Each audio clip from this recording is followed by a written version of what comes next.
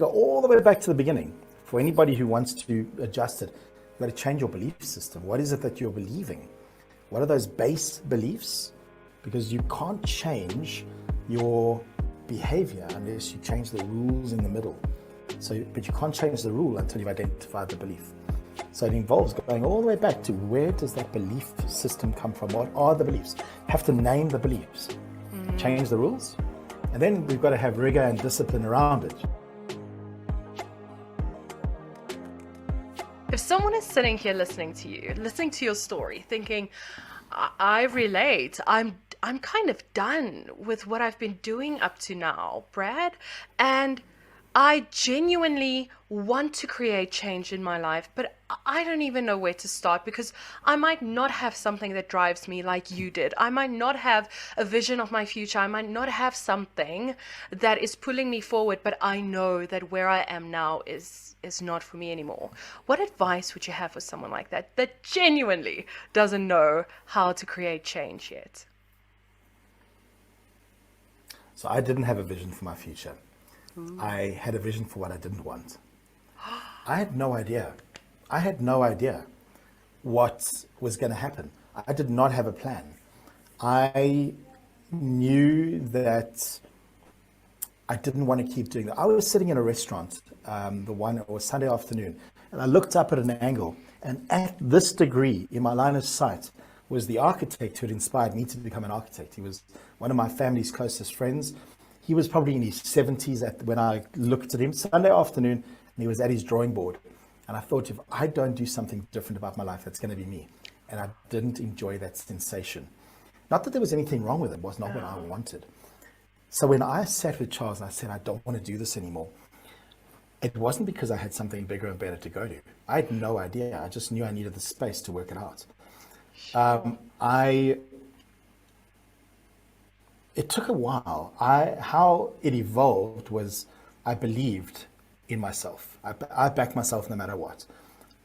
People often say to me, but how do you, if you've had your heart broken, how do you go and have a relationship again and go in 100%? Well, because if I don't go in 100%, I'm not giving it what it needs to be a successful context. The trust thing again, people say, but how do you give trust away? I will try. You have 100% of my trust. I don't know you, enough to, you have 100% of my trust. Don't screw it up. That's the lens I come with. A lot of people come in and go, Melissa, it's a new relationship. I trust you 60%. Now you can earn my trust. Yeah. But what's the quality of our dynamic if it's a 60-60 story? I'd rather go in with everything, but with my eyes wide open. So you have my trust, but I'm awake. It's not blind trust, it's conscious trust. And I have that with pretty much everything I do. I climb mountains, that's my sport. I know I can die on the mountain, but I can also die crossing the road. So I'm happy to go and climb the mountain. I'm going to do everything in my power to be well prepared. And if on the day the mountain decides that it's not my day, hey, that's a good way to go. But I back myself. A new business venture, I'll do the homework, but I'll go and I'll have a go because I know no matter what, I will be okay. I trust that I will be okay. And not because I'm believing in higher powers, and I just trust that I'll work it out. I will work it out. So in that situation, I had no idea what I was going to do. I just knew that I needed a new chapter and I would work it out.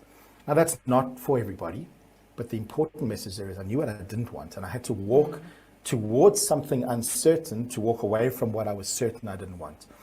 And that is that ripping off of the Band-Aid. I mean, all I had was architecture. We had a lot of other businesses we had built on the side because we were relentlessly entrepreneurial. But this was my thing. I had built this. When somebody says to you, what do you do? The first thing we default to is our career. I'm an architect. Yeah. And I often say to them, I didn't ask you what you do for a living. Are you a father? Are you a mother? Are you a sister? Are you a brother? Are you religious? What do you do? But we default to career. So by definition, that was what I was. So for anybody who is wanting to make a change, the first thing you have to do is connect to learn to trust yourself, because then you'll know you'll be okay. It's not about what the change is going to be. It's about who are you taking into that change space. That's the secret. That's a quote. I feel like Oprah. I want to give away cards. Yes. That is so big. And I love that you said that because as you said that you didn't know, you just knew what you didn't want anymore. I had a flashback of my life. And I also made a really big shift from who I used to be to a new journey. And I had no clue what I was going to do. I just knew I Yeah. couldn't keep on doing what I was doing. And Yep. I always think that there is a power in knowing what you don't want. That might be your first step. That might be Yeah. your first step, and that's enough. It's enough energy to get you into the direction you need to be. And then that blind faith. How do you build trust in yourself? Because it's a big one. I learned that a little later on. I didn't trust myself. So I had some wobbles along the way. Um, and now I do. Now I feel like, okay, if I'm gonna bet on someone, I'll bet on myself. I've got my back and I'll be okay. But I didn't start off that way. So I know there are people listening to this thinking, that sounds nice, but I don't even know where to start. Because you don't know my life, Brad. You don't know what I've been through. You don't know the mistakes that I've made. Where do we start Sure. to have that trust in yourself? Okay, I'm going to flip the script and then I'll answer the question. Okay. What shifted it for you? For me, it was I actually started realizing that the patterns that I were like the I was living patterns. I wasn't living life. And the patterns Right. that I was living weren't even my own. They weren't my own mistakes. There were a lot of limitations and a lot of things that have been put onto me by society, well-meaning adults, all of those things. And I let go of those patterns and I was like, I've never actually let myself down. Everything has actually always worked out okay. And I Yep. have this fresh perspective now. So that's what really shifted it for me. I stopped just living from the patterns and I actually started living life. Thank you for sharing. So I asked the question because I could have predicted your response. Because that is exactly what it is. We do two things. We all play out patterns, and those patterns, repetitive patterns, keep us stuck in the same cycle. And those are thinking patterns, which become behavior patterns. And the second thing is, invariably, it's not even our own stuff. It's not even our own information. It's not even our own judgment or expectation, or it's external. It's been fed to us. It's become conditioning, which has become our pattern. It's our own internal judge. And it starts with a belief. Beliefs come from somewhere. The beliefs create rules. The rules become the behavior becomes our results. So we have to go all the way back to the beginning. For anybody who wants to adjust it, you've got to change your belief system. What is it that you're believing? What are those base beliefs? Because you can't change your behavior unless you change the rules in the middle. But you can't change the rule until you've identified the belief. So it involves going all the way back to where does that belief system come from? What are the beliefs? You have to name the beliefs, change the rules, and then we've got to have rigor and discipline around it. There needs to be consistency, because the consistency, and this is all, one of the things that I advocate strongly to anybody who wants to study anything, go and learn how our brains work. They're great brain specialists now, and you can find them all over the internet. You can do courses. Anybody who says to me, what's going to get me ahead? I don't tell them go and study this or go and study that. I say go study your brain. Because if you understand your brain and other people's brains, no matter how much the world changes, you've got an advantage. So it's not about the current, skills are going to evolve. Digitization, AI, technology, skills are going to be consistently adjusting themselves. But our brain, it's the same brain it was when we landed on this planet, wherever we came from, same brain. So I think that's what people need to do. If they're struggling, if they're going, yeah, but Brad, it sounds really easy. And what I'm suggesting is not easy either. Understanding your beliefs and putting them under a microscopic assessment is not easy, because for a lot of people that will fly in the face of their family constructs. But then I'm going to challenge you and go, who the hell are your family to be telling you how to live and to be judging you? And I'm looking everybody in the eye. Now, a lot of people said, what? What did you just say? Because they're living out of either because there is a dogmatic or a religious lane that the family is imposing. I'm not anti-religion. I'm not saying don't, but I'm saying do it with an open mind. Religion is beautiful when it comes from an open thinking space, not from a prescribed space. So find the balance. And this is going to rattle a lot of people who just are looking at the screen going, okay, enough of that. Mothers are closing the thing now. So you can't, don't listen to that. Don't listen to that. Man's evil. That's what's going on right now. But you have to go back to where the belief comes from, because that is where the limiting thought comes. And then if we move just past all of that and we just go to somebody who's sitting and struggling, I see this a lot in the coaching space. I had a session this morning where a CEO phoned me and said to me, I need you to recommend a coach. You can't work with this person because you're my coach, and this is somebody I may have to fire. So I need a neutral colleague of yours to work with him. We need to fix his behavior because he's become very unconstructive, and he's being messy with the people he's working with, and he's about to get fired. We've warned him, said, okay, give me the situation. The situation is this guy was expecting to be promoted, wasn't given a promotion, in fact was demoted slightly, and he's now become completely toxic in the environment. So they're wanting somebody to fix his behavior with his colleagues. I said, but hold on a second, you're missing the point completely. Go back to where he's at. Right now, he's in denial. He's in non-acceptance of the reality. So his behavior is a retaliation to his current state. The only way you're going to get him to shift is to first change his acceptance of his reality. Then you can change the behavior. But too quickly we try and default to changing a behavior, but you've got to go back to the source, always back to what's causing the behavior. Because if you can change the way a person thinks, straight away you'll change the way they behave. But that's hard. But that's the only way. That is the only way. Yes. Only way. So many aha moments right there. One of the things that I do want to get into is, you mentioned that we need to understand the brain. So that fascinates me. When I started learning a little bit more about the brain, one of the first things, if I ever do coaching, I'm like, you got to understand how your mind works. You got to understand the brain. You got to understand you are still human too. You can be a really enlightened being, and you can like be religious, and you can be all the things. You're still freaking human with a brain that works a certain way. And most of our brains work exactly the same way. I want to say all, but we are online, so people might just cancel me if I say they're like everyone else. But we kind of are like everyone else. Like we're really basic. We're so complex, but the brain is a fascinating thing. So I'd love to know from you, what is the most fascinating thing about the human brain for you personally? Well, I love how many times in that question you said still human. I clearly picked a great business name. Yeah, you really did.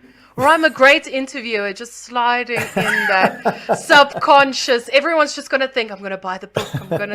I'm still human, you know? Totally. So it's one of those two, Brad. We don't know. It's one of those two.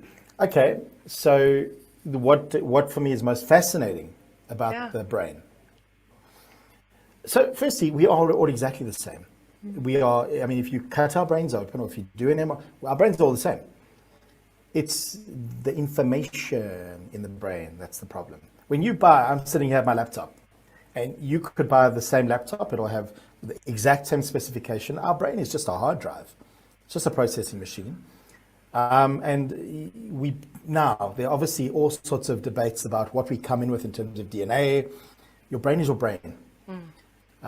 It's then you load in the software and the operating system, and depending on what gets loaded into that brain will determine, to a large extent, how that brain functions. So they start off very similarly, but it's then all the stuff. So that's why I'm very conscious of what I listen to. I don't listen to or watch the news at all. People say to me, how can you do what you do? How can you be a strategist? I mean, I work with big businesses on strategy. How can you be a behavioral specialist? How can you be an innovation person? Because these are all my lanes, and not watch the news and not know what's going on in the world. I said, because what's going on in the world and what's going on in the news has nothing to do with high quality innovation, leadership, strategy, culture, human experience. That is all just propaganda that's being fed to us. I rather go and look constructively. I choose where I access my incoming streams. I choose what newsletters arrive in my inbox. I choose what podcasts I listen to. I choose where I get the news that I want to consider is true or not.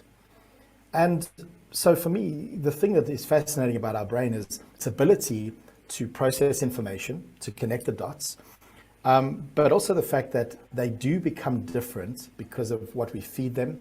Yeah. And then they start to, because if two people process things differently, it's largely because of the way that that brain's been configured over time, been set up over time because of all sorts of streams and, because our brain is sending off messages, and those messages are the things that create avoidances. So slower processing, but that message came from somewhere.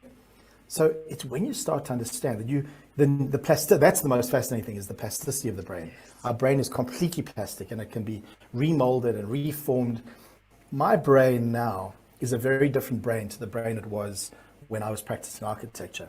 I'm me. I'm me. All of that stuff is me. But I remember I was a tyrannical leader on a building site. In my office, I was very well composed, and I was very focused on growth and whatnot, because this was now an organized environment. Get into the battle zone of a building site. And I remember one incident where I went there on a Saturday morning. We were under huge pressure, and I picked up a piece of building material, and in a rage because of the pressure. Now, this was a trigger. My brain responded to a trigger, and I threw this building material across the building site. I could have killed somebody, but I needed an outlet, and that was me. And then I started screaming and shouting, and wow, I haven't done that in 2 decades. But there was a moment where the guy's name was Ephraim. He was one of the electrical laborers, an old guy in his 70s. And he took me by the arm. Now, I'm the boss on the site, and he's just a guy working there. But this was the courage and the wisdom of this guy. He took me for a walk outside. He said, "Brad, you can't keep doing that." He said to me, "We see the pressure. We see you in the meetings with the client. We know they're putting pressure, but it doesn't mean we can't do it any differently." He said, "In fact, when you treat us like that, we slow down, because we don't care." And he said, the restaurant, because he was working on another project for me in a big restaurant, and he said, "They are busy setting you up." He warned me. This guy saved my career. He said to me, "It takes weeks and weeks and weeks for us to pull the electrical cables through the conduits." He said, "It takes us 1 or 2 hours to take them out." He said, "You are going to arrive for the launch expecting to switch on the lights and switch on the kitchen, and there's going to be no electricity." That would have been the end of my career, because it was a high profile project. He had the decency to give me a heads up. In that second, my brain changed. In that second, I shifted from this tyrannical, beat them up kind of leader to a very different style of collaboration, of respect. I went back inside to the building site, and I called the plasterer over, because what I had seen was I had this very sexy, curvy, wavy detail. And I called him over because I wanted him. Now, he had to sort this out. And I could see he was looking to see how I got any sharp objects in my hand. Hi. And I just called him over, and I said to him, "What do you see?" Instead of ranting about what I see, I said to him, "What do you see?" And he stepped back and he looked and he said, "I see it." I said, "How do you want to fix it?" And he said to me, I could see he was a bit surprised. And he said to me, "Give me 5 minutes just to work this out." He came back to me, said to me, "You leave." This was Saturday morning. He said, "You leave and come back on Monday, and we will have it sorted out." Now, Tuesday, we were opening the space. Obviously, I didn't trust at this stage completely. So I snuck in there on Sunday afternoon under a cap and dark glasses, and I went to peep. And I saw the most amazing thing. I saw that they had scaffolding. He had brought in extra teams. They had foot pads under the scaffolding to protect the wooden floors. This guy had gone the extra mile. In one day, on a weekend, he had pulled his attitude because of my attitude. And I didn't let them see me. And on Monday afternoon, when I came back to the site to start to clean, it was already clean. And we were open on Tuesday. I mean, the hair is standing on end. It changed everything for me, because I just treated him like a human being. And I've never since then lost it like that, not even a fraction of that much. That was a brain rewiring because of a trauma. My brain had its own moment of trauma with that conversation with Ephraim, and it completely rewired itself. I then, years later, when I stepped into this space that I am, about 10 years ago, I was in Dubai doing an innovation training, and they gave me a book to read. And it was one of the books that most shifted my perspective on everything. It's a book called Multipliers by Liz Wiseman. And it talks about how as a leader you can make everybody you work with smarter. But it's either you're going to amplify their intelligence or you're going to completely shut them down. And I realized that I was doing both, but I was doing more of the shutting down under pressure. It was a default trigger under pressure. In the comfort of my office, I was a builder. Building sites, I was a breaker. And I mean, I teach that. I've run all over the world working with this methodology, teaching, because when I read the book, I wanted to bring it back to South Africa. And I work in partnership with license holders. I work very closely with Liz over the years. Liz is currently rated as the #1 leadership thought leader on the planet. Wow. And I've had the privilege of learning from her. But I'm so grateful that my brain got rewired by something will trigger all of us. It's about when does that happen for you? I believe everyone's got the ability to change. The thing is, what's going to cause that shift?